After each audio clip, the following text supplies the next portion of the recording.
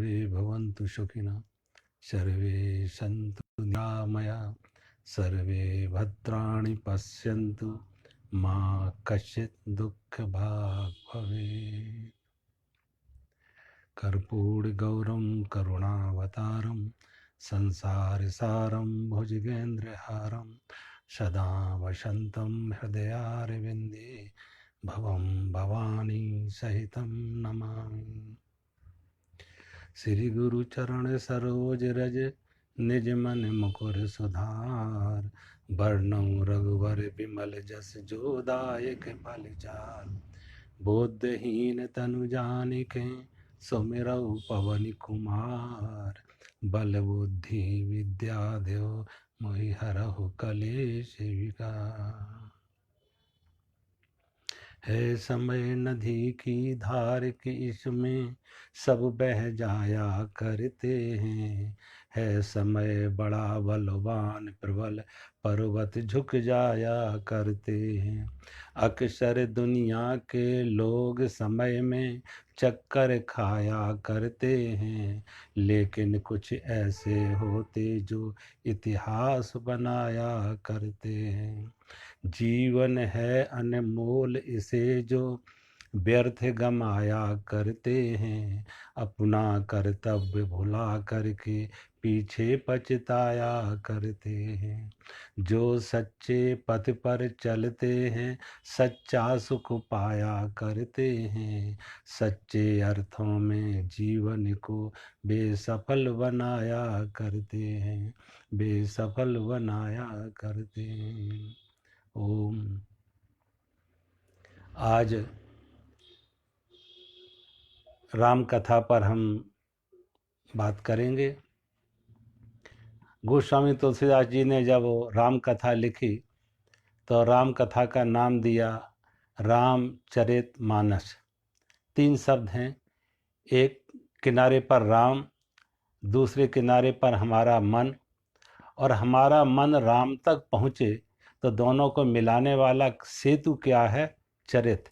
के चरित्र के निर्माण से व्यक्ति जीव ब्रह्म तक कैसे पहुँचे, हमारा मन राम तक कैसे पहुँचे, ये मुख्य रामचरितमानस का संदेश है। प्रसंग आता है कि एक बार भगवान राम और जानकी जी निर्जन एकांत में बैठे हुए, दोनों के बीच में सहज माहौल की गंभीरता को तोड़ने के लिए मजाक आया, और मजाक में जानकी जी ने भगवान राम से कहा, देखो राम, मेरे चरण कितने सुंदर हैं। जानकी ने अपने चरणों की तरफ इशारा करते हुए भगवान राम से कहा, देखो राम, मेरे चरण कितने सुंदर हैं।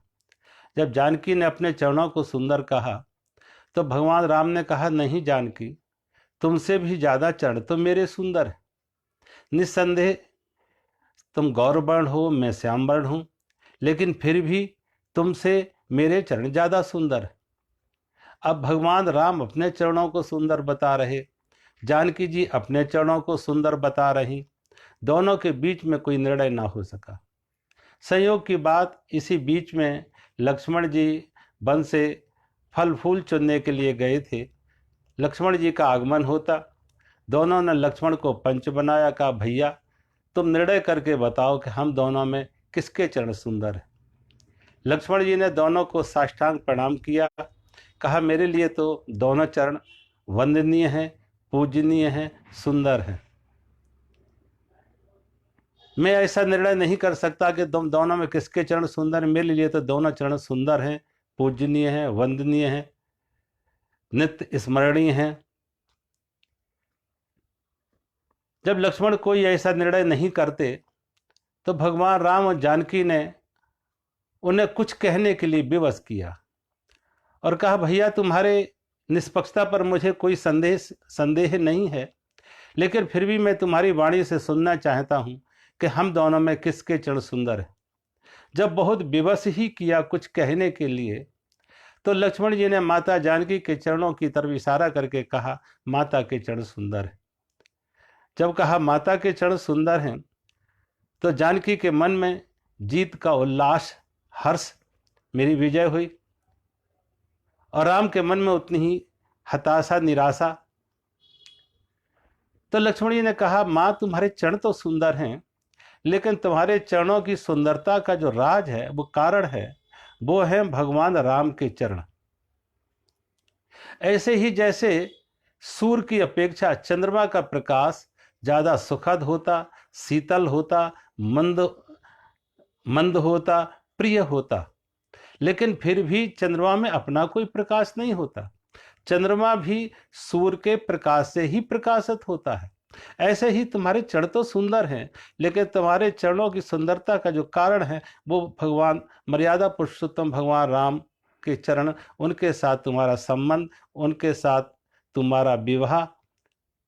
घुमा फिरा के बाद तो राम के ही पक्ष में आ गई। जब राम के पक्ष में आ गई तो कहा, फिर जीत तो मेरी ही हुई, चरण तो मेरे ही सुंदर। तो लक्ष्मण जी ने कहा, भैया इस दुनिया में किसी के चरण सुंदर नहीं होते, किसी के चरण कुरूप भी नहीं होते हैं।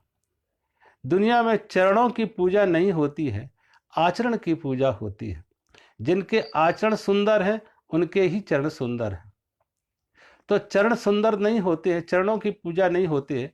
उन चरणों के पीछे उन महापुरुषों के आचरण प्रतिबिंबित होते हैं, प्रतिलक्षित होते हैं, वो दिखते हैं, जिन आचरणों की वजह से वो चरण हमारे लिए पूजनीय हो गए, वंदनीय हो गए। अगर आप राम और रावण के बीच में तुलनात्मक दृष्टि से विचार करें, तो रावण राम से सब प्रकार से आगे है।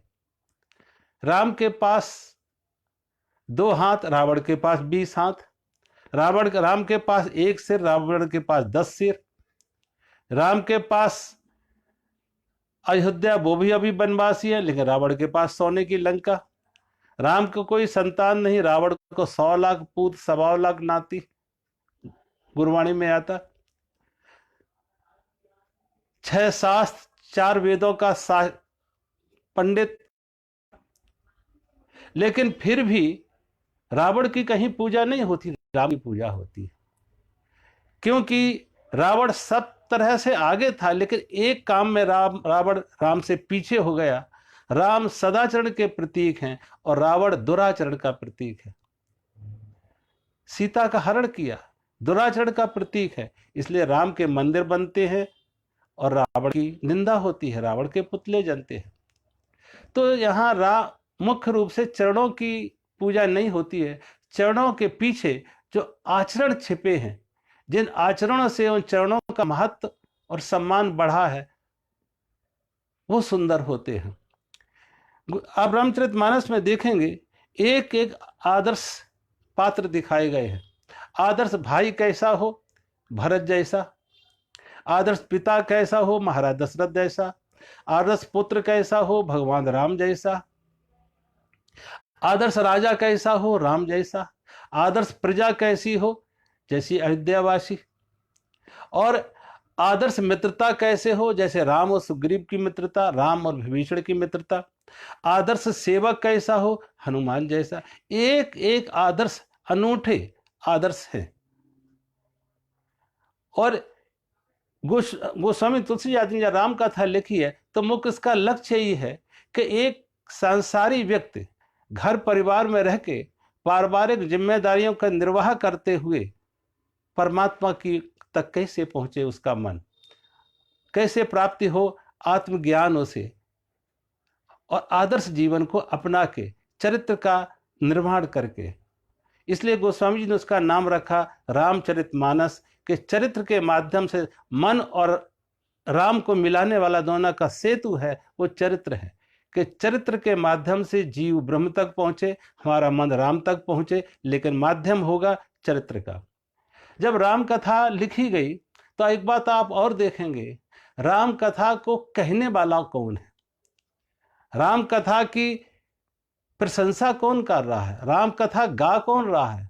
और यहाँ दिखाया गया रामचरितमानस में कि राम कथा गाने वाले, राम कथा सुनाने वाले, राम नाम की महिमा बताने वाले स्वयं कौन है, त्रिलोकीनाथ भगवान कैलाशवासी भगवान शिव। भगवान शिव ये राम कथा पार्वती को सुना रहे हैं। इसलिए किस प्रसंग में भगवान शिव ने ये राम कथा पार्वती को सुनाई, उसके लिए प्रसंग बनता है, संदर्भ बनता है कि एक बार भगवान शिव और सती अगस्त ऋषि के आश्रम से राम कथा सुनकर वापस कैलाश की तरफ जा रहे थे। जब वापस कैलाश की तरफ जा रहे थे तो राम कथा तो सुनी थी अगस्त ऋषि से, लेकिन अगस्त ऋषि ने एक क्रम क्या बदला कि अगस्त ऋषि खुद नीचे बैठे, शिव और सती को ऊपर बिठाया, क्योंकि जगदीश हैं, जगत के ईश्वर हैं, हम सबके पूज्य हैं, हम सबके लिए वंदनीय हैं, हम सबके आदर्श हैं, हमारे इष्ट हैं। इसलिए भगवान शिव और सती को ऊपर बिठाया, खुद नीचे बैठ के कथा सुनी। कथा श्रवण की भगवान शिव ने तो ऐसे संत की विनम्रता मानी और उन्हें राम जाप का, राम भक्ति का आशीर्वाद दिया। लेकिन सती के मन में दंभ पैदा हुआ, अहंकार पैदा हुआ कि जो खुद नीचे बैठ रहा है वो भला ज्ञानी कैसे होगा। संत की विनम्रता को उन्होंने उनकी कमजोरी समझा और ठीक से राम कथा नहीं श्रवण की। परिणाम ये हुआ कि जब राम और भगवान शिव और सती वापस लौट रहे हैं तो इस बीच में भगवान का अवतार हो चुका है अयोध्या नरेश महाराज दशरथ के ज्येष्ठ पुत्र कौशल्या नंदन राम के रूप में।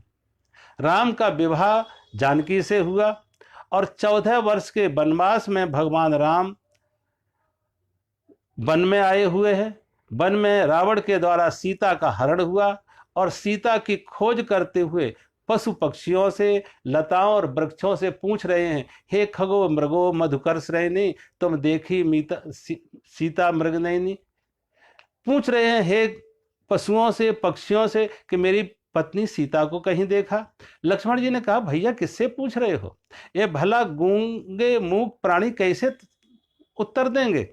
जब लक्ष्मण ने समझाया तो लक्ष्मण के समझाने का असर क्या हुआ कि अभी तो पशु और पक्षियों से पूछ रहे थे, अब लताओं और वृक्षों से पूछने लगे। लक्ष्मण समझावा बहु भांति, लक्ष्मण समझावा बहु भांति, और पूछत चले लता और उपाति। अब लताओं और वृक्षों से पूछने लगे। अब सोचो, कोई व्यक्ति ऐसा अभिनय करे, ऐसा व्यवहार करे कि किसी घर के सामने पेड़ से पूछे कि बताओ फलाने व्यक्ति का मकान कहाँ है, तो लोग क्या कहेंगे, इसका दिमाग ठीक नहीं है। भगवान राम ऐसी ही लीला करे, पशु पक्षियों से पूछ रहे, लताओं वृक्षों से पूछ रहे, और दूसरी दिशा से भगवान शिव और सती आ रहे। भगवान शिव ने भगवान राम को देख के ब्रह्म कह के, सच्चिदानंद कह के उन्हें को वंदन किया, प्रणाम किया और कहा, प्रभु आपकी लीलाएं बहुत देखी, ये लीला तो एकदम अद्भुत है, अनूठी है। उन्हें प्रणाम किया, वंदन किया।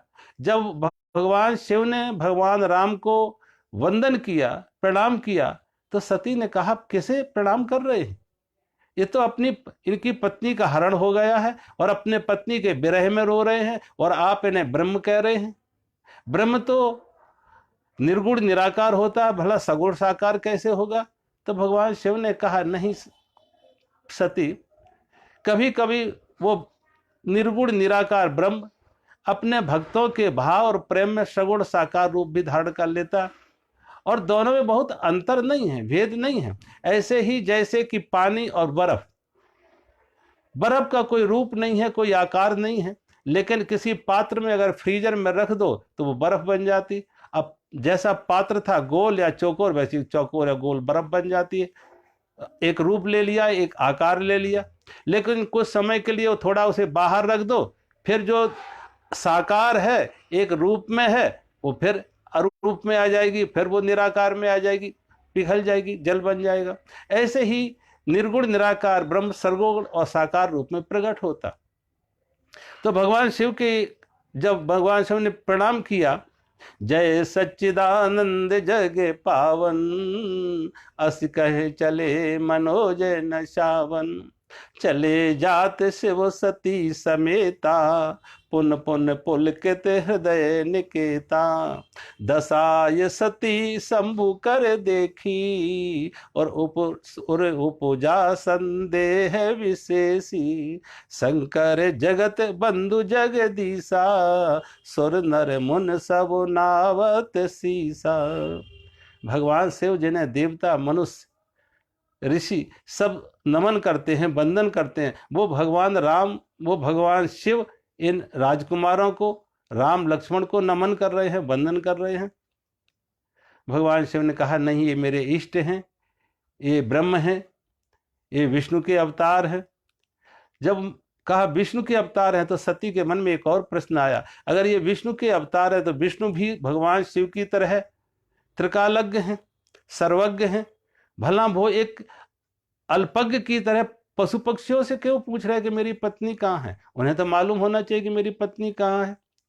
विष्णु जो सुरहित नर तन धारी, विष्णु जो सुरहित नर तन धारी, सो सर्वज्ञ जथा त्रिपुरारी। विष्णु ने, भगवान विष्णु ने अगर देवताओं के हित के लिए अवतार धारण किया है तो वो भी सर्वज्ञ है। और कैसे सर्वज्ञ? तो भगवान शिव की तरफ सती ने इशारा किया, जैसे कि आप सर्वज्ञ हैं।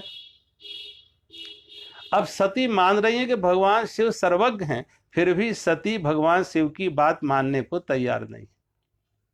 तो भगवान शिव ने कहा, अगर मेरे कहने से भी तुम्हारे संदेह का निवारण नहीं हुआ तो जैसे तुम्हारे संदेह का निवारण हो वैसे करके देखो, उनकी परीक्षा लेके देखो।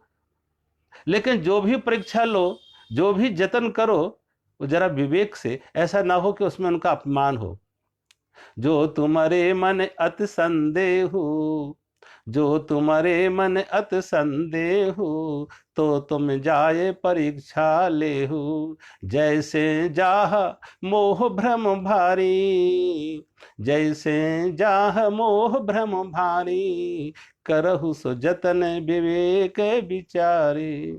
जैसे तुम्हारे संदेह का, भ्रम का निवारण हो वो करके देखो, लेकिन विवेक पूर्वक, अविवेक से नहीं। ऐसा नहीं कि उनका उसमें कहीं अपमान हो। सती भगवान शिव से विदा लेती हैं और राम की परीक्षा लेने जब निकलती हैं तो भगवान शिव के मन में आया कि मेरे कहने से भी सती के संदेह का निवारण नहीं हुआ, लगता है विधाता इनके विरुद्ध है, इनका कुछ अमंगल होगा। मोरेऊ कहे न संशय जाई, और वेद विपरीत कुशलता नाई। मेरे कहने से इनके संदेह का निवारण नहीं हुआ, लगता है विधाता इनके विरुद्ध है, कुछ अमंगल होगा। भगवान से विचार करने लगे, अगर इनका अमंगल ही होगा तो हम कुछ कर नहीं सकते हैं। हमने जितना समझाना था समझाया।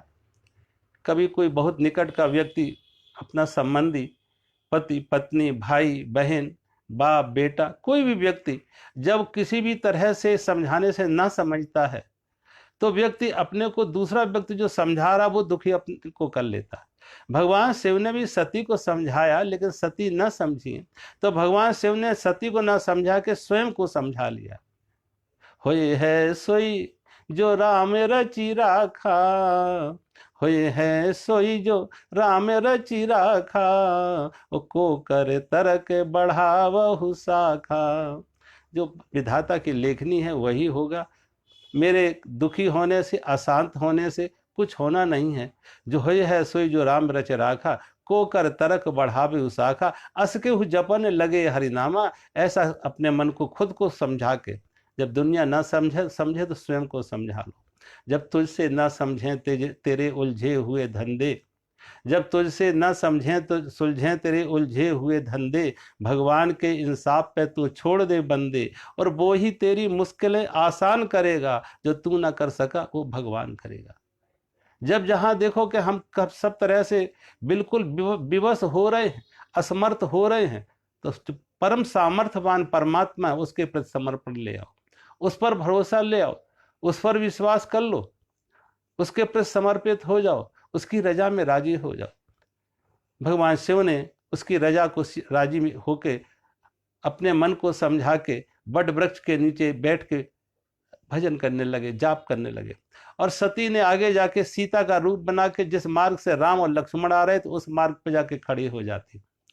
भगवान ने देखा सती को उस मार्ग पर खड़े, तो सती को तो लगा ये मुझे सीता समझ के सीता का वेश बनाया, सीता समझ के मेरी तरफ सीते सीते कह के दौड़ेंगे। लेकिन भगवान राम ने सती को सीता ना समझा, सती ही समझा और हाथ जोड़ के प्रणाम किया और माँ कह के संबोधित किया कि हे माँ, इस जंगल में आप अकेली कहाँ भटक रही हैं, भगवान शिव को कहाँ छोड़ आई।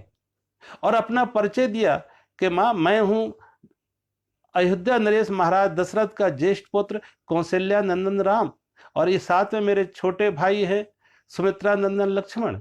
लेकिन माँ, इस जंगल में आप अकेली कहाँ, भगवान शिव को कहाँ छोड़ आई। हाथ जोड़ प्रभु कीने प्रणामू, हाथ जोड़ प्रभु कीने प्रणामू, ओ पिता समेत लीन निज नामू, कहो बहोरी कहाँ ब्रस के तू, ओ विपिन अकेली फिर के ही हेतु। माँ, इस जंगल में आप अकेली कहाँ भटक रही हो। जब भगवान राम ने सती को जो सीता का रूप बनाए थी, माँ कह के संबोधित किया, प्रणाम किया, वंदन किया, भगवान शिव के बारे में पूछा, तो सती के आंखों के सामने अंधेरा छा जाता। मैं इनकी परीक्षा लेने आई थी, यहां तो मेरी ही परीक्षा हो गई। सती के आंखों के सामने अंधेरा छा जाता, सती आंख बंद करके बैठ जाती, और जब आंख खोली तो देखा आगे सामने राम लक्ष्मण सीता, अकेले राम लक्ष्मण, साथ में सीता भी है। बाएं तरफ देखा, दाएं तरफ देखा, आप जिधर भी दृष्टि डाल रही हैं, जिधर भी देख रही हैं, उधर राम लक्ष्मण सीता चारों ओर उनको दिख रहे हैं। सती बहुत उदास दुखी होकर भगवान शिव के पास आती और भगवान शिव ने पूछा, सती तुम्हारे संदेह का निवारण हुआ, और सच सच बताओ कैसे परीक्षा ली। जब कहा सच सच बताओ कैसे परीक्षा ली, तो सती भगवान शिव के पास झूठ बोली। सामान्य तौर से आप देखो, कोई व्यक्ति कभी कहता नहीं सच बोलो, जब लगता है ये व्यक्ति सत्य नहीं बोलेगा, असत्य बोलेगा, झूठ का सहारा लेगा, सत्य पर पर्दा डालेगा, तो जोर देके कहा जाता सच सच बताओ कि घटना कैसी घटी, बात क्या क्या थी। जब कहा सच बताओ तो सती झूठ बोली, कहा मैंने कोई परीक्षा नहीं ली, मैंने तो आपकी मात्र उन्हें वंदन किया, नमन किया, प्रणाम किया। कछु न परीक्षा लीन गुसाई, कछु न परीक्षा लीन गुसाई, वो कीन प्रणाम तुम्हारे हो नाही। मैंने कोई परीक्षा नहीं ली, मैंने तो आपकी तरफ से प्रणाम किया और मैं समझ गई ये जगत पिता है, ये ब्रह्म है, ये विष्णु के अवतार है। मैं उनके महत्व को, उनके रहस्य को समझ गई। भगवान शिव को लगा कि अगर इतना सरल और सहज होता कि मात्र प्रणाम करने से, वंदन करने तो तुम उनको समझ पाती, तो शायद मेरे कहने से ही समझ गई होती, जरूर तुमने कोई कठोर परीक्षा ली। पर भगवान शिव ने जब अंतर ध्यान से देखा, तब शंकर देखो उधर ध्याना, और सती जो कीन चरित सब जाना। भगवान शिव ने अंतर ध्यान से देखा, भगवान शिव ने, कि सती ने कैसे परीक्षा ली, तो सीता का रूप बनाया। भगवान शिव के लिए सीता, भगवान शिव के लिए जगत माता है, जगजननी है, क्योंकि भगवान राम के इष्ट हैं शिव, और भगवान शिव के इष्ट हैं भगवान राम, और भगवान राम की पत्नी सीता भगवान शिव के लिए माँ के रूप में है, तो माँ का रूप बनाया। अब जब माँ का रूप तुमने सती बनाया, तो अब तुम्हारे साथ पत्नी का संबंध नहीं होगा। या तन भेंट सती अब नाही, शिव संकल्प कीन मन माही। सती अब तुम्हारे साथ पत्नी का संबंध नहीं, तुमने माँ का रूप बनाया। ऐसा मन में भगवान ने संकल्प किया, प्रतिज्ञा की, आकाशवाणी होती तुम शिव तुम धन हो, ऐसी कठोर परीक्षा की। सती ने पूछा भी, आपने क्या कठोर प्रतिज्ञा की जो आकाशवाणी हुई। भगवान शिव ने मुखर कुछ नहीं कहा कि इससे सती को दुख होगा, कभी कोई ऐसी प्रतिज्ञा करो, लेकिन उसे मुखर ना हो। जब हम उसको मुखर हो जाते हैं, उसे 10 लोगों को बताने लगते हैं, तो उसमें जो हमारी शक्ति लगती थी वो शक्ति क्षीण हो जाती है। वो प्रायः प्रतिज्ञा, वो संकल्प मजबूत नहीं रहता है, टूट जाता है। संकल्प को मजबूत रखने के लिए उसे जरा मुखर ना करो, थोड़ा उसकी शक्ति, वो संकल्प की दृढ़ता हमारे अंदर पनपे, पैदा हो, मजबूत हो, तो हमारे व्यवहार में दिखे, हमारी वाणी से प्रकट ना हो। भगवान शिव ने प्रकट नहीं किया, और सती और शिव जब कैलाश पर्वत पर पहुंचे, तो सती का भगवान ने अंतर मन से त्याग कर ही दिया था। अब यहाँ एक बड़ी ही विचारणीय बात यह है कि देखो, पति पत्नी का संबंध कैसे होता है, जैसे जल और दूध का संबंध। दूध में कितना ही जल मिला दो, दोनों एक भाव बिक जाते, एक रूप हो जाते। लेकिन अगर उसी जल में, उसी दूध में एक नींबू निचोड़ दो तो दूध अलग हो जाएगा, जल एक अलग हो जाएगा। ऐसे ही पति पत्नी के संबंध एक रूप एक रस हो जाते हैं, लेकिन उसमें कपट रूपी खटाई अगर आती है तो दोनों के रास्ते अलग अलग हो जाते हैं। बीच में कपट रूपी खटाई नहीं आनी चाहिए।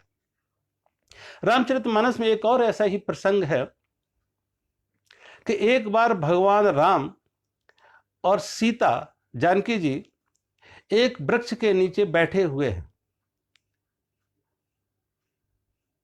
लक्ष्मण जी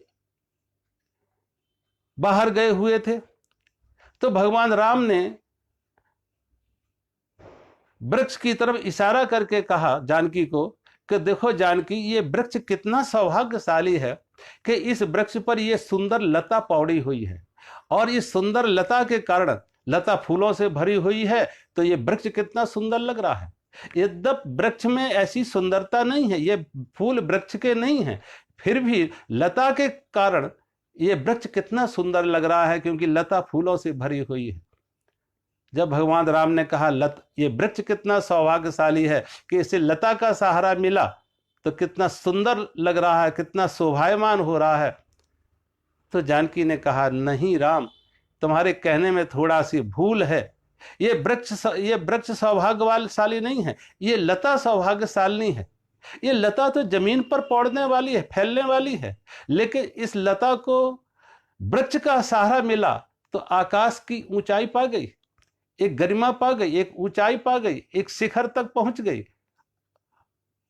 ये लता भाग्यशाली है कि भाग्यशालिनी है जिसे वृक्ष का सहारा मिला। अगर इसे वृक्ष का सहारा ना मिला होता तो ना मालूम ये लता कितनों के पैरों कुचल कर नष्ट हो गई होती, इसमें फूल ना खिलते, सुंदरता ना दिखती। ये लता भाग्यशालिनी। तो भगवान राम तो वृक्ष को कह रहे हैं भाग्यशाली है जैसे लता का सहारा मिला, और जानकी जी कह रही नहीं, लता भाग्यशालिनी है जैसे वृक्ष का सहारा मिला।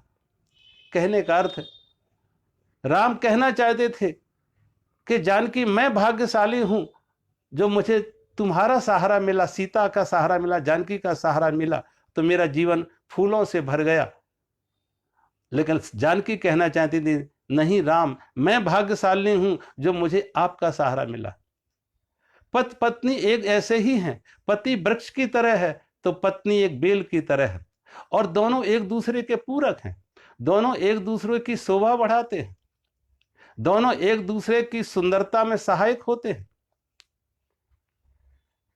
इसी बीच में लक्ष्मण जी से आया और लक्ष्मण जी से कहा, लक्ष्मण भैया तुम निर्णय करके बताओ कि लता भाग्यशाली है या वृक्ष भाग्यशाली है। लक्ष्मण जी ने दोनों की गोद में बैठते हुए कहा, न लता भाग्यशाली है न वृक्ष भाग्यशाली है, भाग्यशाली तो मैं हूं कि मुझे तुम दोनों का सहारा मिला, तुम दोनों की छाया मिली, तुम दोनों की गोद मिली।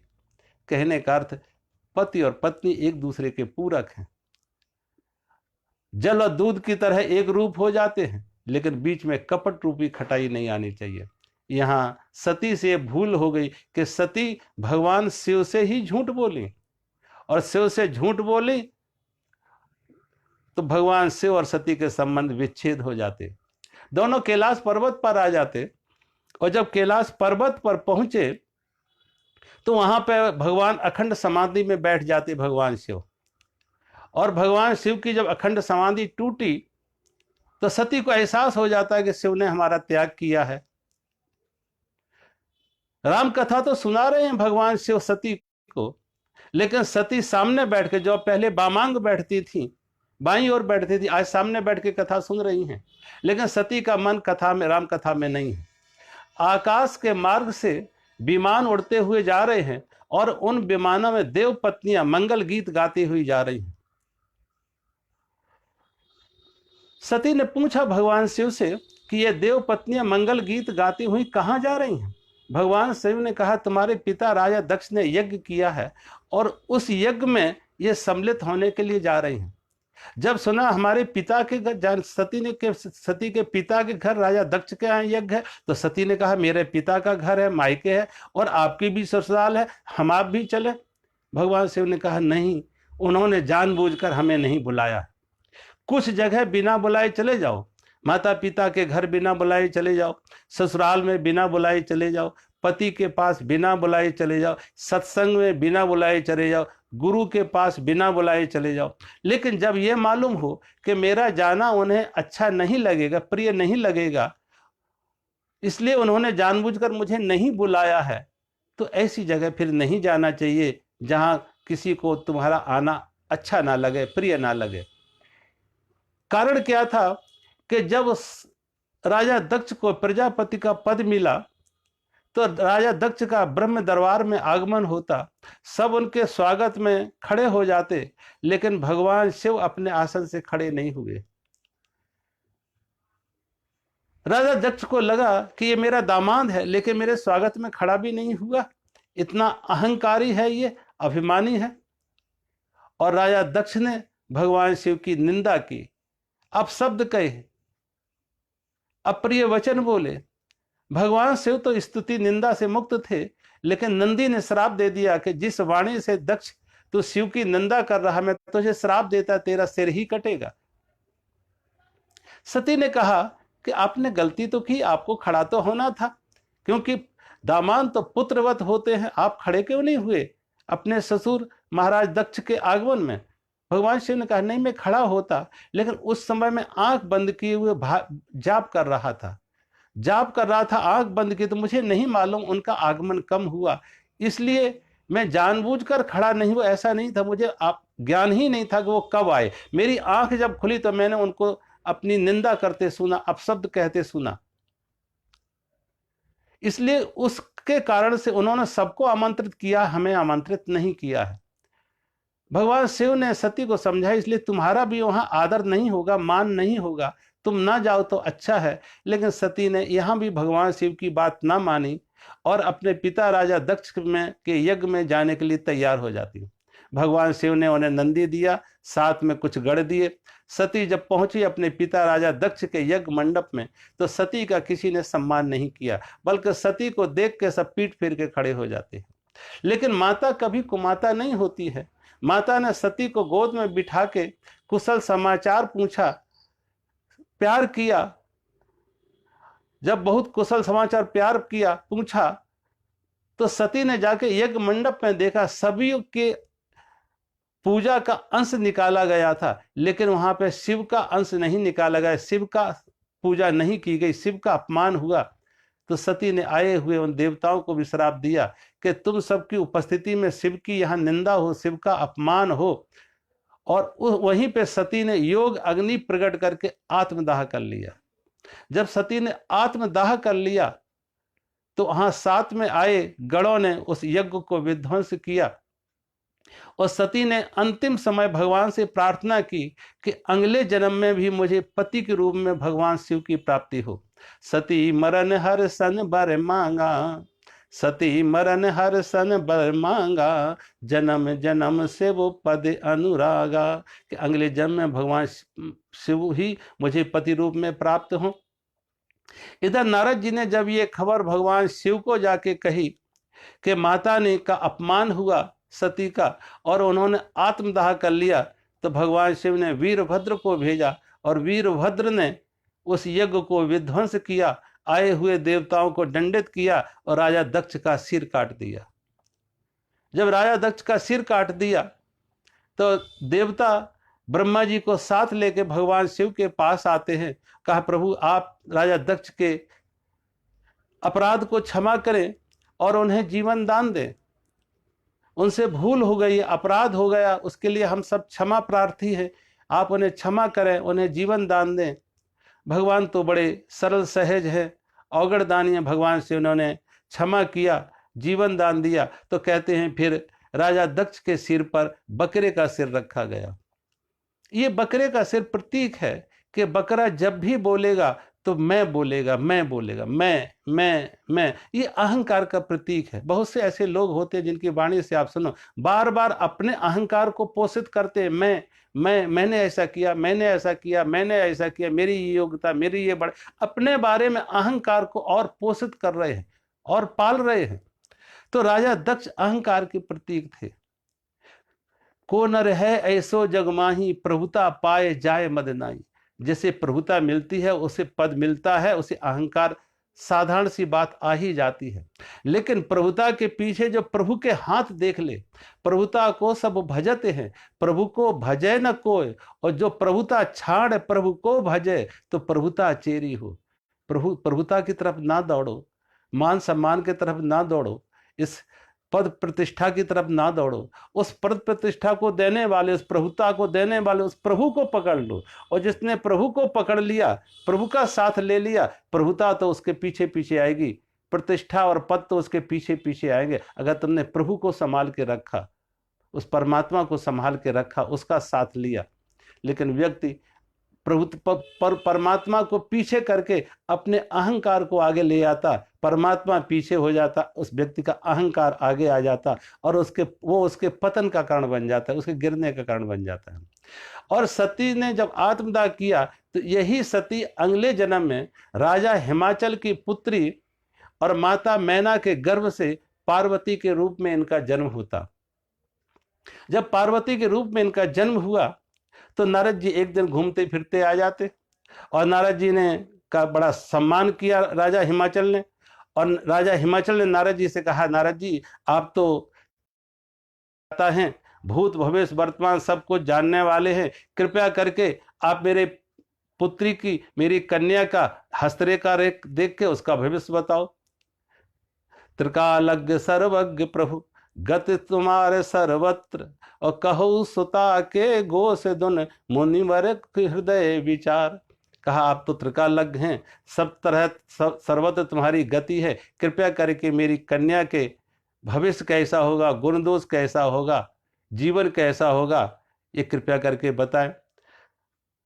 नारद जी से जब प्रार्थना की, विनय की कि मेरी पुत्री का भविष्य बताएं, तो नारद जी ने हस्तरेखाएं देखी पार्वती की, और पार्वती की हस्तरेखाएं देख के कहा कि सब कुछ अनुकूल है, इस कन्या से तुम्हें बहुत सम्मान मिलेगा, ये कन्या इस सृष्टि की आदि माता के रूप में जानी जाएगी।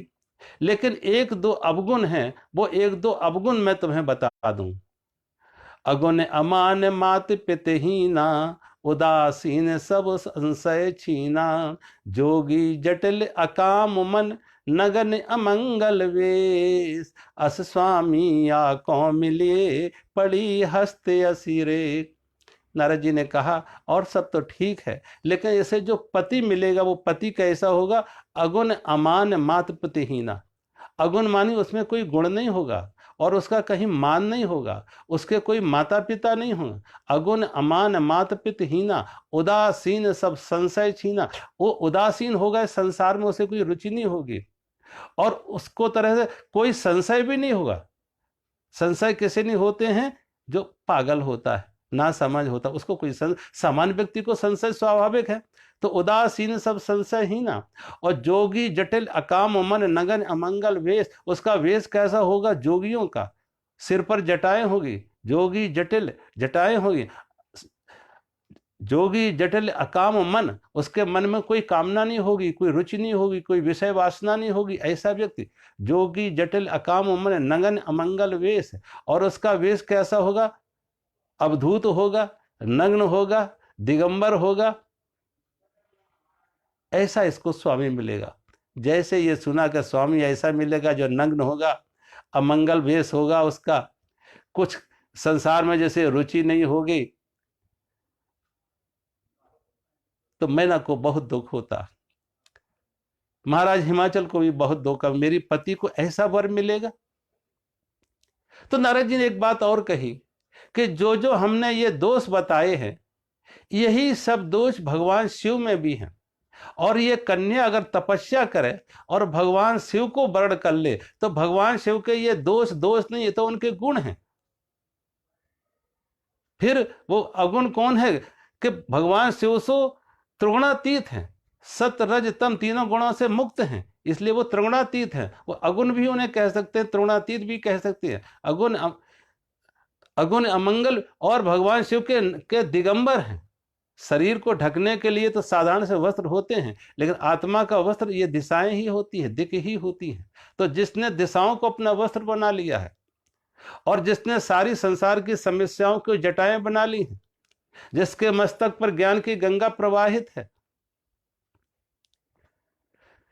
तो भगवान शिव में ये दोष नहीं है। ये भगवान शिव के लिए दूषण नहीं है, तो भूषण होगा। ये तो उनके गुण हो गए अगर भगवान शिव को ये वर्ण कर ले। और उसके लिए से तपस्या करनी होगी। ये बात जब नारद जी ने माता महारानी मैना और हिमाचल राजा हिमाचल को कही, तो उनको बड़ा दुख हुआ कि मैं अपनी छोटी सी इस कन्या को, इतनी सुकुमार, इतनी लाड़ प्यार से पली, इसे हम कैसे कहूं कि तुम तपस्या करो। मन में ये प्रश्न है, कैसे कहूं, उदासी भी है, कहने की हिम्मत नहीं आ रही। दूसरे दिन सुबह पार्वती की आंख खुलती और पार्वती मां के पास आती हैं और कहा, मां मैंने आज एक स्वप्न देखा। और क्या स्वप्न में देखा कि एक कोई जोगी सफेद वस्त्रों में मुझे ये सलाह दे रहा है कि तुम तपस्या करो भगवान शिव की प्राप्ति के लिए। मां तुम्हारी अगर अनुमति हो तो मैं तपस्या करूं। जो मैं ना कहना चाहती थी, खुद कह ना सकी, हिम्मत ना जुटा सकी अपनी कन्या को ये कहने के लिए, वो पार्वती ने खुद ही पूछा। और जब खुद ही पूछा तो मां ने सहज उन्हें अनुमति दी। और जब सहज अनुमति दी तो पार्वती ने ऐसी कठोर तपस्या की। इधर क्या हुआ कि भगवान शिव अखंड समाधि में चले जाते हैं। और उस समय तरकासुर नाम का एक राक्षस इतना बलशाली है, इतना पराक्रमी है कि वो देवताओं को कष्ट दे रहा, क्लेश दे रहा, सता रहा। देवता बड़े दुखी हैं। जब ब्रह्मा जी से पूछा कि इसकी मौत कैसे हो, तो ब्रह्मा जी ने कहा, कोई भी देवता इसका मौत नहीं कर सकते, इसका वध नहीं कर सकते, इसे जीत नहीं सकते। इसकी मृत्यु और ये पराजित होगा भगवान शिव के पुत्र से। अब भगवान शिव का पुत्र कहाँ? भगवान शिव का तो कोई पुत्र है नहीं। तो भगवान शिव की सती थी, वो सती का आत्मदाह कर ली। अब भगवान शिव शादी करे तो पुत्र की प्राप्ति हो गया और उस पुत्र से तरकासुर का वध हो। तो देवताओं ने एक बार तो देवताओं ने विचार किया कि शिव तो अखंड समाधि में है, अब इनकी समाधि कैसे तोड़ा जाए। तो उन्होंने कामदेव को भेजा और कहा, कामदेव तुम किसी भी प्रकार से भगवान शिव की समाधि को तोड़ो। कामदेव ने कहा, देखो तुम मुझे कहां भेज रहे हो, भला मैं उनकी समाधि नहीं तोड़ पाएंगे, बल्कि हम ही भस्म हो जाएंगे। लेकिन फिर भी अगर तुम ये कह रहे हो, आग्रह कर रहे हो, तो मैं परहित के लिए, परोपकार के लिए मैं करने को तैयार हूं। कामदेव ने कहने लगा, देखो शरीर तो एक बार सबका मरना, लेकिन जो परहित के लिए शरीर त्याग देते हैं वो मर के भी अमर हो जाते हैं। परहित लाग तजय जो देही, परहित लाग तजय जो देही, वो संतत संत प्रशंसय तेहि। जो परहित के लिए शरीर त्याग देते हैं वो मर के भी अमर हो जाते हैं। कामदेव भगवान शिव की समाधि तोड़ने के लिए आता। उसने फूल के बाण छोड़े और भगवान की समाधि में विक्षेप खड़ा किया, विघ्न खड़ा किया। जब भगवान शिव की समाधि में विक्षेप किया तो भगवान शिव ने आंख खोली, तो आंख खोलते ही कामदेव जल के नष्ट हो जाता। भगवान शिव ने जैसे आंख खोली, जब शिव तीसर नयने उघाड़ा, जब शिव तीसर नयने उघाड़ा, वो चितवत काम भयउ जर छारा। काम जर के राख हो जाता। कामदेव की पत्नी रति ने आके विलाप किया भगवान शिव के सामने। तो भगवान शिव ने कहा, अब तुम्हारा पति बिना शरीर के सबके शरीर में रहेगा, बिना आकार के सबके शरीर में रहेगा, और आकार में फिर तुम्हें मनुष्य रूप में ये द्वापर में प्राप्त होगा। भगवान श्री कृष्ण के पुत्र प्रद्युम्न के रूप में तुम्हारा पति तुम्हें फिर प्राप्त होगा। भगवान शिव की जब समाधि टूट गई तो भगवान शिव के पास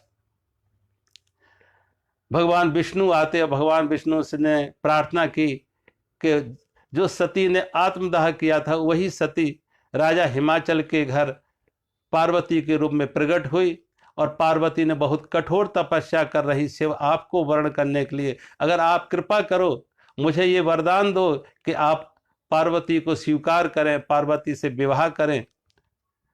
और हम सब देवताओं के मन में भी है कि काफी समय से उदासी है, तो इस माहौल को बदलने के लिए आपका विवाह हम सब देखना चाहते हैं। सब देवन के हृदय यस शंकर परम उछाव, निज नैनन देखा चाही नाथ तुम्हारा ब्याह। हम तुम्हारा विवाह देखना चाहते प्रभु, अगर आप कृपा करें ये वचन दें। भगवान शिव ने भगवान विष्णु को ये वचन दिया और सप्तऋषियों को बुला के कहा कि सप्तऋषि तुम जाके मालूम करो कि पार्वती मेरे योग्य है या नहीं। कहीं ये नहीं कि मेरा जैसा जीवन है कैलाशवासी, मेरे पास कोई महल नहीं है, मेरे पास कोई खजाने नहीं है, भिक्षा याचना करके मैं जीवन व्यतीत करते हैं, कैलाश पर मेरा वास है, तो कहीं पार्वती को स्वीकार होगा या नहीं। उनके प्रेम की परीक्षा लो। जब सप्तऋषियों से उनके पास आते पार्वती के पास, तो पार्वती कठोर तपस्या, सप्तऋषियों ने पूछा पार्वती ऐसी कठोर तपस्या तुम भला क्यों कर रही हो। तो पार्वती ने कहा आप मेरी बात सुन के हंसेंगे इसलिए मुझे कहने में संकोच है। सप्तऋषियों ने कहा नहीं बताओ बताओ क्यों ऐसी कठोर तपस्या कर रही हो। तो पार्वती ने कहा मैं बिना पंखों के जैसे कोई पक्षी उड़ना चाहता ऐसी असंभव की कामना कर रही, जैसे कोई पानी पर दीवाल बना रहा हो। मैं भगवान शिव को पति रूप में वर्ण करना चाहती हूँ। जब कहा भगवान शिव को पति रूप में वर्ण करना चाहते हो, तो सप्तऋषि ने कहा रे पार्वती विचार तो कर लो कि शिव की ये दूसरी शादी होगी, और तुम्हें मालूम है पहली पत्नी की मौत कैसे हुई। पहली पत्नी की मौत आत्मदाह से हुई, आग जला के उसकी मौत हुई, आग लगा के मरी। तो जरूर उसे कोई कष्ट में हुआ होगा तभी तो उसने आग लगाई। और ऐसे पति को तुम वर्ण करोगे जिसके रहने के लिए कोई जगह नहीं है, भोजन की कोई व्यवस्था नहीं है, भीख मांग के खाते हैं, नंगन अमंगल वेश है, दिगंबर उनका वेश है। तो ना कुछ खाने का ठिकाना, ना रहने का ठिकाना, ना कोई काम धंधा, नंगन अमंगल वेश। तुम पार्वती शिव को भूलो, मैं तुम्हारा विवाह विष्णु से रचाएंगे, तुम्हारा विवाह का प्रस्ताव हम विष्णु के पास लेके जाएंगे अगर तुम्हें स्वीकार हो।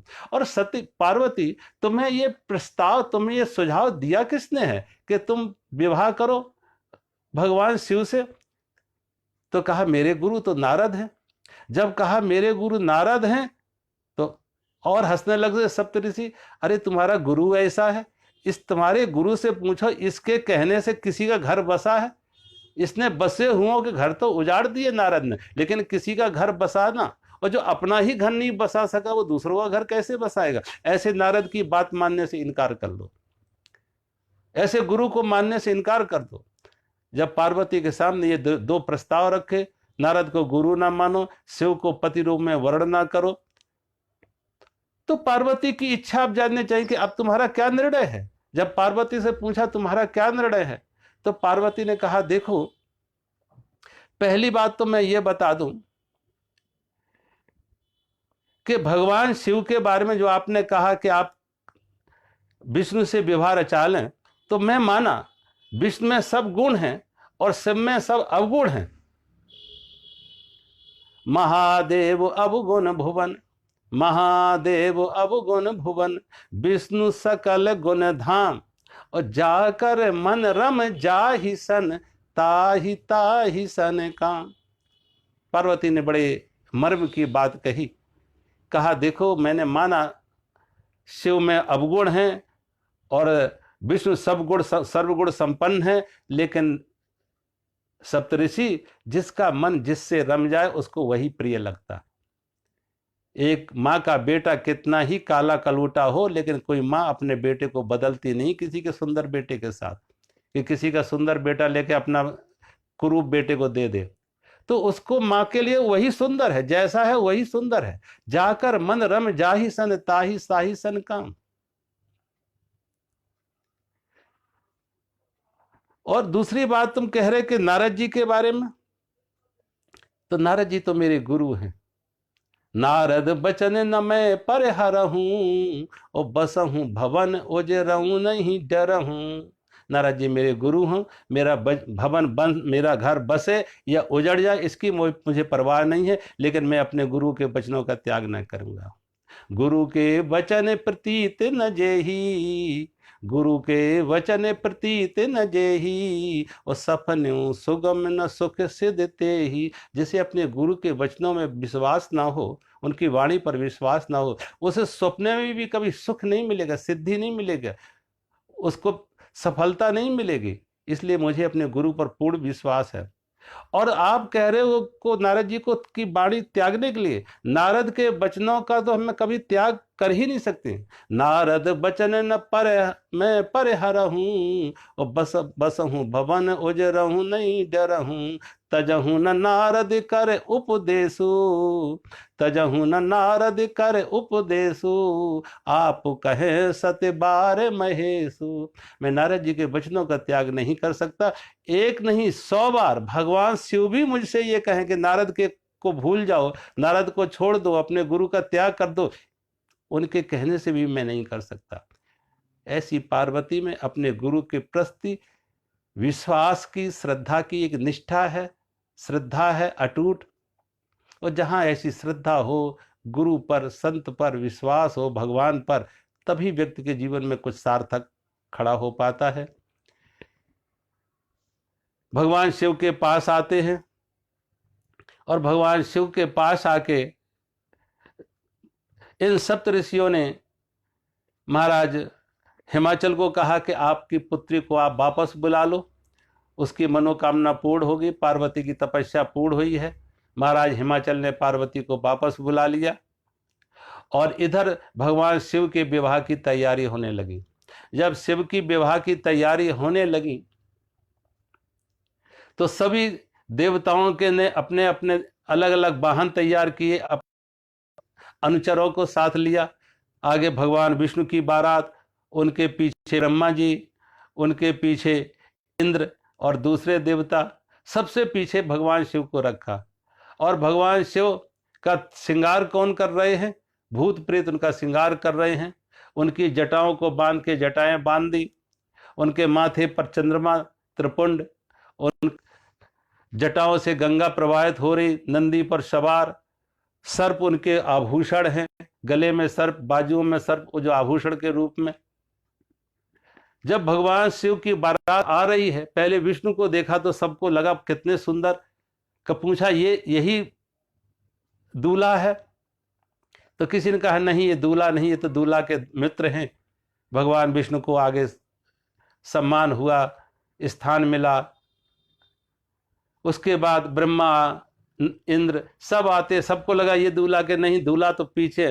तो सबको लगा जब दूल्हा के मित्र और उनके सहायक अनुयायी इतने सुंदर है तो दूल्हा कितना सुंदर होगा। जब भगवान शिव नंदी पर सवार होकर महारानी मैना के सामने आते, मैना ने जब देखा उनका रूप, मैना के हाथ से पूजा की थाली गिर जाती, आरती की थाली गिर जाती, और मैना अपने कक्ष में जाके दरवाजा बंद करके बैठ जाती कि ऐसे बौराए पति से, वर से हम अपनी कन्या का विवाह न करेंगे, ये तो पागल है, और हम आग में जल जाएंगे पार्वती को लेके, पहाड़ की चोटी से भी सागर में गिर जाएंगे पार्वती को लेके, लेकिन ऐसी पागल पति के साथ, वर के साथ अपनी कन्या का कन्यादान नहीं करेंगे। उस बीच में नारद जी का आगमन होता और नारद जी ने बहुत समझाया कि देखो ये तुम्हारे गोद में जो कन्या है, ये कन्या कोई सामान नहीं है, ये आदि शक्ति है, ये भवानी है, ये भगवान शिव की अर्धांगिनी है। और शिव और शक्ति का, शिव और पार्वती का मिलन तो शाश्वत मिलन है, सनातन मिलन है। तुम्हारे गोद में जो कन्या पल रही है वो जगत जननी है। जब ये बताया और पार्वती ने भी माँ को समझाया, माँ तुम व्यर्थ अपने ऊपर कलंक ले रही हो कि विधाता के जो अंक है वो अमिट हैं। कहे मुनि से हेमवंत सुन, जो विधि लिखा लिलार, कहे मुनि से हेमवंत सुनु, जो विधि लिखा लिलार, और देव धनुज मुनि नाग नर को न मेटन हार। परमात्मा ने जो हमारे प्रारब्ध के अंक लिख दिए वो मनुष्य, देवता किसी के द्वारा मेटे नहीं जा सकते। हमारे आपके जीवन में आप देखें, प्रारब्ध है क्या कि जो हमने पीछे कर्म किए हैं वो आज प्रारब्ध बन गए। वो पिछले जन्म का हो, साल भर पहले का हो, 1 महीने पहले का हो और 1 घंटे पहले का भी हो। जो कर्म, जब कर्म मेरे हाथ में है, कर्म का बीज मेरे हाथ में है, तो वहां चुनाव है, हमारा चॉइस है, फ्री विल है कि हमें से आम का बीज बोना है या बम्बुल का बीज बोना है, कीकर का बीज बोना है। और एक बार हमने बो दिया आम या कीकर, तो आम है तो आम मीठे आएंगे, कीकर बोया तो कांटे आएंगे, फिर उसको बदलने का कोई उपाय नहीं। तो जो हमने कर्म पहले किए वो प्रारब्ध बन गए, और प्रारब्ध बदलने का कोई कारण नहीं है, कोई उपाय नहीं है। प्रारब्ध तो स्वीकार करना ही पड़ता है। हाँ, ये जरूर है कि अगर कभी हमसे जाने अनजाने भूल हो गई है, अब हम अपने अच्छाइयाँ इतना करें, अपने यहाँ सद्गुण इतने लाएं, इतने भलाई के, सेवा के, परोपकार के काम करें कि दूसरों के आशीर्वाद इतना लूं कि धीरे धीरे जो हमारे कर्म के दोष हैं उनकी प्रबलता कम हो जाती है, उनकी ताकत कम हो जाती है। जैसे 1 किलो दूध में अगर कोई 50 ग्राम जहर डाल दो, कोई पी ले तो मौत हो जाएगी। लेकिन धीरे धीरे दूध की मात्रा बढ़ाते जाओ, 2 क्विंटल कर दो, 10 क्विंटल कर दो, तो जो तीव्रता थी विष की, जहर की तीव्रता थी, वो कम होती जाएगी, वो कम होती जाएगी। ऐसे ही जाने अनजाने अगर कभी भी कोई कर्म ऐसे हुए हैं तो वो कर्म को फल तो आएगा, लेकिन उनकी तीव्रता को हम कम कर सकते हैं, उनके परिणाम हम हल्के कर सकते हैं। लेकिन फिर भी वो तो जो है, ज्ञानी काटे ज्ञान से मूर्ख काटे, इतना ही है। जो जीवन में सुख हो, दुख हो, मान हो, अपमान हो, लाभ हो, हानि हो, संयोग हो, वियोग, ये सबके सामने आते, कोई भी इससे अपवाद नहीं है। बड़े बड़े ऋषि मुनियों को आप देख लो, अवतारों को देख लो, भगवान राम का सारा जीवन कितना संघर्ष का जीवन रहा, कृष्ण का जीवन कितना संघर्ष और यातनाओं का, विपरीत परिस्थितियों का, प्रतिकूलताओं का जीवन रहा। लेकिन इन प्रतिकूलताओं के बाद साथ भी कृष्ण नाचते रहे, बांसुरी बजाते रहे।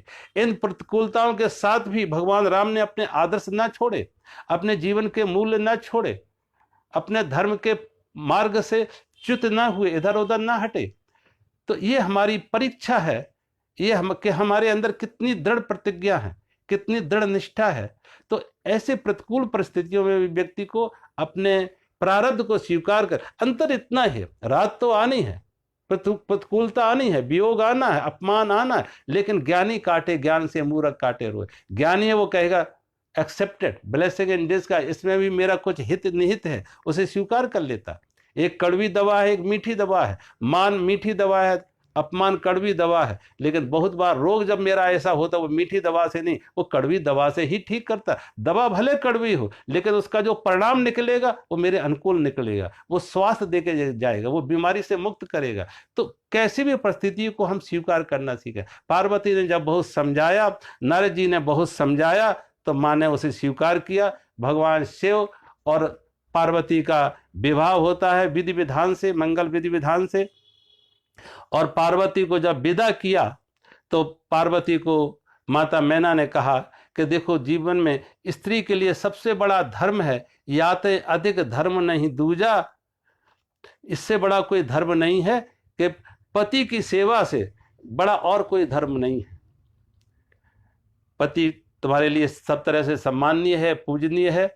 वही सती पार्वती और भगवान शिव विदा लेते हैं। पार्वती से कार्तिकेय का, जिनका दूसरा नाम षडानन भी है, सनानन या कार्तिकेय, उनका जन्म होता है। और कार्तिकेय ने तरकासुर का वध किया और देवताओं को तरकासुर के आतंक से मुक्त कराया। अब भगवान शिव और पार्वती एकांत में दोनों बैठे हुए, तो भगवान शिव से आज पार्वती ने एकांत में एक बात कही कि देखो, मैंने पहले आपसे प्रश्न किए थे, पिछले जन्म में जब मैं सती थी तब मैंने राम रूप पर संदेह किया और उसमें हमारा अहंकार था। लेकिन आज भी मेरे मन में राम के प्रति संदेह है, प्रश्न है, लेकिन अब वो हमारा अहंकार नहीं है। अब वो मेरे जानने की जिज्ञासा है कि आखिर राम के जीवन, राम ये कौन है और राम का अवतार क्यों होता है। तो मैं उस राम कथा को, राम के अवतार को, राम के बारे में जानना चाहती हूँ। यहाँ भगवान शिव पार्वती के मुंह से ये शब्द सुन के बहुत प्रसन्न होते हैं और कहा, पार्वती मुझे मालूम है यह संदेह तुम्हारा नहीं है, तुम जगत के कल्याण के लिए, लोक मंगल के लिए, सबके हित के लिए राम कथा हमसे कहलाना चाहती हो। तो मैं सबके हित के लिए, लोक मंगल के लिए तुम्हारे माध्यम से अब मेरी वाणी से राम कथा मैं तुम्हें सुनाएंगे। और राम कथा में राम के अवतार के क्या क्या कारण होते हैं, किन किन कारणों से राम का अवतार होता है, राम अवतार लेते हैं, उन सबको विस्तार पूर्वक भगवान शिव अब ये कथा पार्वती को सुनाएंगे और राम जन्म के कारण और पूरी कथा भगवान शिव की वाणी से अब पार्वती को सुनाई जाएगी। अब राम जन्म के क्या क्या हेतु है, क्या राम जन्म के हेतु अनेका, परम विचित्र एक तय एका, राम जन्म के अनेक अनेक कारण हैं और उन कारणों पर जो भगवान शिव ने अपनी वाणी से प्रकट किया है, जो बताया है, उन पर हम कल चर्चा करेंगे। तो आज कथा को हम यहीं विराम देते हैं। मेरा सभी सुनने वाले श्रोताओं को बहुत बहुत प्यार, बहुत बहुत शुभकामनाएं। इस नवरात्रि के पावन बेला पर परमात्मा तुम सबके भीतर वो राम शक्ति आए, वो देवी की शक्ति आए और तुम सबका जीवन मंगलमय हो। तो मैं माता दुर्गा से, जगत जननी से और भगवान शिव से, यहाँ पे जितनी भी 9 देवियाँ हैं, ये सभी 9 देवियाँ पार्वती के ही रूप हैं। 9 देवियाँ पार्वती के ही रूप हैं। इसलिए आज नवरात्रि में भी आज पहली कथा में ये पार्वती की कथा से ही शुरू होती है और अब भगवान शिव की वाणी से राम कथा हम श्रवण करेंगे, जिन पर हम कल प्रकाश डालेंगे। आज की कथा को यहीं विराम। हरि ओम।